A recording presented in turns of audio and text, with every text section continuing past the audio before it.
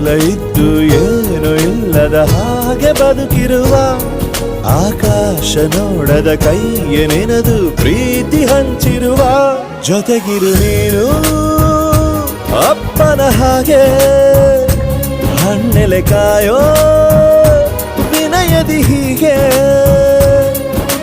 ನಿನ್ನನು ಪಡೆದ ನಾವು ಪುನೀತ ಬಾಳು ನಗು ನಗುತ್ತಾ ಬೊಂಬೆ ಹೇಳುತ್ತೈತೆ ಮತ್ತೆ ಹೇಳುತ್ತೈತೆ ನೀನೇ ರಾಜಕುಮಾರ.